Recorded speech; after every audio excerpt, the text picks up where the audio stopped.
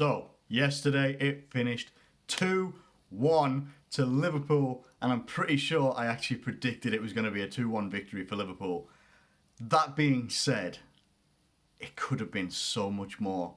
It honestly could have been so much more. And I don't think, whether you're a Tottenham fan, Liverpool fan, or you're a neutral, you're a fan of another team, and you watched that game, you watched it in its entirety, I don't think anyone could have argued if it had been 5-1, 6-1, whatever.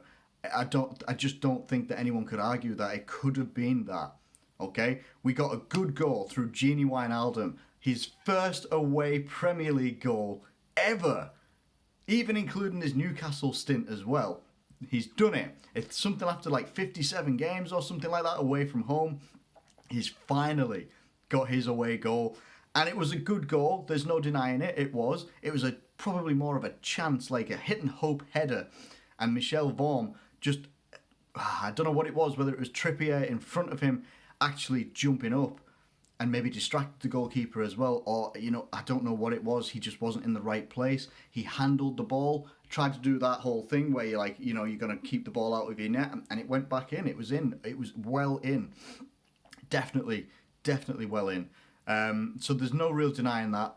It was a really good goal. Really good goal. I was really pleased for it. Before that though, we had so many chances. Mané almost getting that goal. I think it was 30 seconds or so in, or 45 seconds in. Milner swings in a cross, like a reverse cross into the box, and it goes past everybody. It gets to Mané. Not sure whether he was actually offside or not, or was it Firmino actually got the touch and Mané didn't, but he played in an offside position, all that sort of business, and it wasn't given. So we started well. Mané and Salah both had chances. Mané and Salah in that game could have themselves had 2 goals each, which by this point would have took us to 5-0 before half time. But obviously that didn't happen. And get to 1-0. We are playing very well. We're playing good football. And when I say we're playing very well, we are still maybe about 60%, 70% of our capabilities of what we can do. And that is madness considering we still have a 100% record. But we're going to get into all of that after I've done this.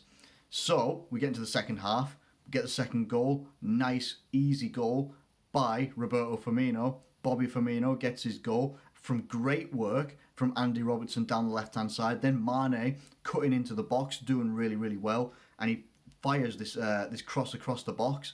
Defender gets to it. Goalkeeper tries to get to it, but it bobbles out.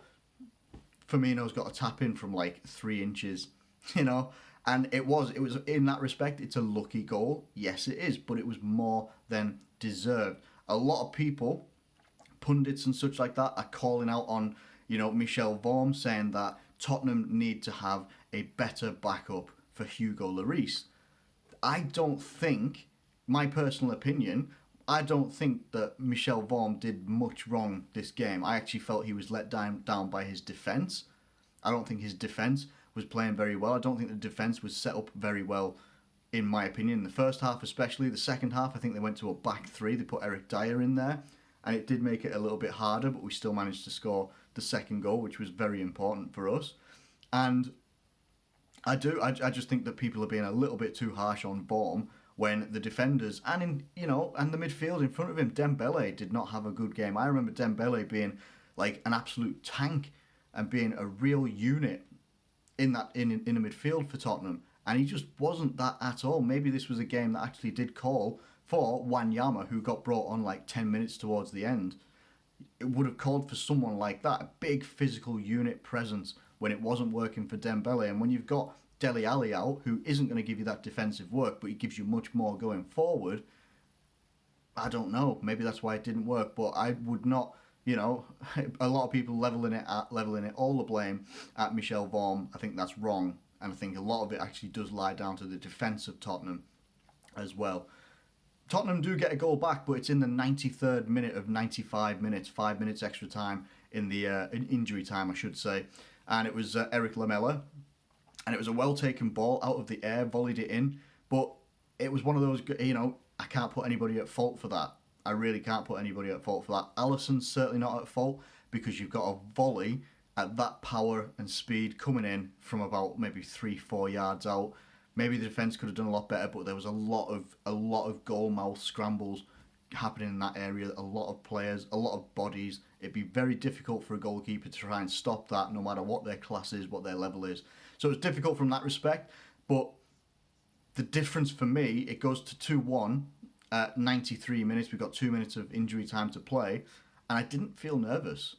I didn't feel at any point like I didn't feel like, okay, they're going to equalise and make it 2-2 and we're going to drop points. Didn't feel like that. They scored their goal and I just thought, right, we just got to ride it out, which we did. That's exactly what we did. We rode it out, and that's something that we don't normally like characterise ourselves as being able to do as Liverpool fans. We don't, ride out.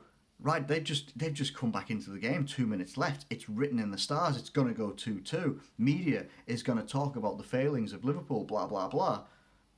But no, we rode it out 2-1. I don't think that they deserve... On the run of play of the whole game, they didn't deserve to have that goal. And on the run of our play, if we were more clinical, if you have, Salah on fire like he was last year and Mané contributing like he was as well, they could easily have had 5 or 6 goals in the first half. Never mind what could happen in the second half. If you get that amount of goals against a team like Tottenham, God knows what could happen. So I'm really happy. I'm really, really pleased. We're not top of the table, but we're equal on points with Chelsea. They got a better goal difference. They smashed the absolute crap out of Cardiff yesterday, 4-1. So they've got a better goal difference than us, but we're the only 2 teams now that have a 100% record in the Premier League. And I'm very, very happy with where we are as a team right now. 5 wins from 5 games in the Premier League. 15 points from 15. You're damn right I would have took that. I would have took 4 wins from 5 and maybe a loss. I would have took that and think, that's a really positive start to the season. Really, really positive. But 5 wins from 5? Yeah, I'm going to take that all day. I'll take that all day.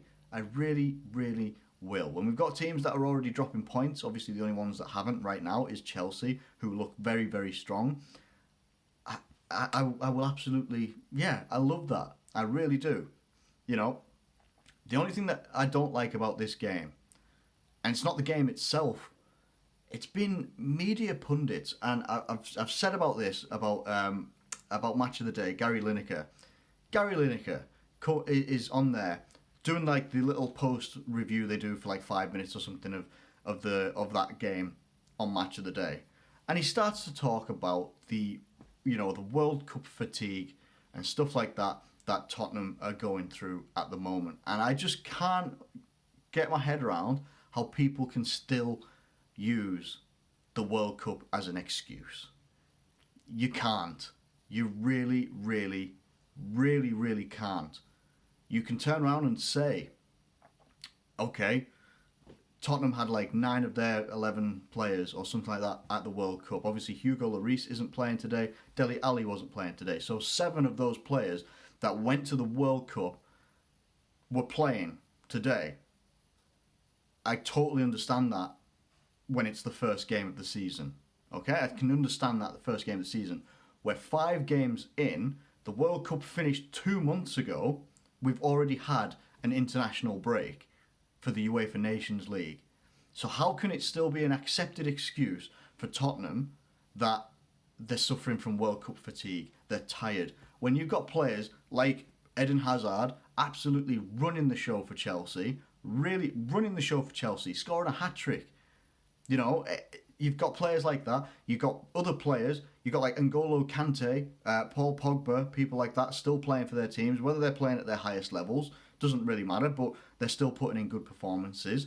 And then you've got to think of other England players. We had Jordan Henderson, Trent Alexander-Arnold. All right, Trent didn't play very much, but Henderson did. You've got other England players in other teams that at least went to the equivalent, of like we had to play for 3rd place. So we were playing the day before the World Cup final.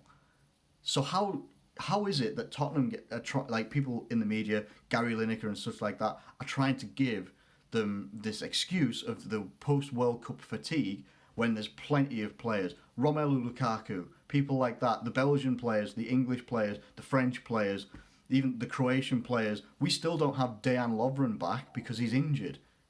We still don't have him back for an injury he didn't disclose, and I don't like Lovren because of that right now, but we still don't have him back. This is what happens. This is what happens. And the real reason, like, I wouldn't have sympathy for anybody. And if someone came out to us and we'd lost a game and someone said, oh, it's because Jordan Henderson and Trent Alexander-Arnold were tired, they were fatigued from the World Cup, I would call bullshit on that straight away. No, it's not an acceptable excuse. It's not an acceptable excuse anymore. And it's even less acceptable as an excuse if your club turn around and decide, we're not going to buy anybody this summer. That's your fault. It's not my fault as a Liverpool fan. It's not, say, your fault as an Arsenal fan, your fault as a Chelsea fan, your fault as a Bournemouth fan. It's not even a Tottenham fan's fault. It's the club's fault. It's the club's fault. They decided, they looked at it this year and thought, right, we're spending close to 800 million on a brand new stadium. So, tell you what, we're not going to buy new players because our players are good enough. They've shown that they can at least get top 4 and they'll go on and do the same this year. It doesn't work like that. It does not work like that at all. And this, I'm going to talk about teams now that have won the Premier League. Tottenham haven't won the Premier League. They've put pressure on. They've all that sort of taglines that you'll see on Twitter and all that stuff. You know, they've put pressure on. They've gone close. They've gone as close as they can. And still at one point, the season Leicester won it, they still couldn't finish second. Arsenal finished second. What I'm going to talk about now, Blackburn, when they had Alan Shearer, when they won the Premier League, they stood still the next season. And did they win the title? No. Did they challenge? Honestly, I can't even remember, but I don't think they challenged very much. Cannot remember a great deal. It was like 94-95 season that they won it, I think it was. Don't quote me on it, I'm trying to think off the top of my head right now. Leicester, when they did the miraculous thing, like I've just mentioned before, Leicester winning the league. Leicester went from being relegation candidates the season before, and they came out and smashed it and they won the league. The very next season, they didn't recruit well. They stood still and they sacked their manager. They had a fairly alright Champions League run until they came up against, I think it was Atletico Madrid. After that, it was then just kind of bit back to normality for them. They're going to be mid-table regulars. Okay? If you stand still in this league, no matter what your success is, if you stand still, you will not succeed. You just won't succeed. I hate to say it, but you look at Manchester United teams that consistently won league titles, consistently won trophies. When Sir Alex Ferguson was at his peak, which, I mean, when wasn't he? Because he was always an absolute threat as a manager. He was always refreshing his teams.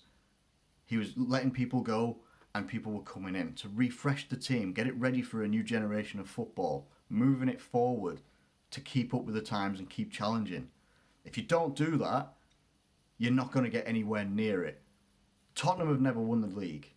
I can't remember the last time they won a trophy. And this isn't slating Tottenham at all. But they've stood still, and now they're going to have to try and rely on January. And if they don't do anything in January, or if they only bring in maybe 1 or 2 players in January, who knows where they're going to be in the league, because they've got Champions League coming up. They've got cup games coming up, just like we have. You know, people have always been saying this month about Liverpool, about how difficult it's going to be for us. It's going to be difficult for everybody else as well, but it's also going to be difficult for the team that are apparently suffering from World Cup fatigue. Anyway, that's my preview and a little bit of a rant over about Tottenham anyway. But I hope you've enjoyed this video, and do get your thoughts and everything in the comments below about it if you'd like to. It's been a great video. Well, it's been a great video to make. Don't know whether it's been a great video. You can let me know that. But it's been really enjoyable to see what Liverpool are like this season. And it's so enjoyable to watch, and I really do love it. And I thank every single one of you guys for watching these videos. If you do like them, do hit that like button and subscribe if you would like to. Thank you very much for watching, and I will catch you later.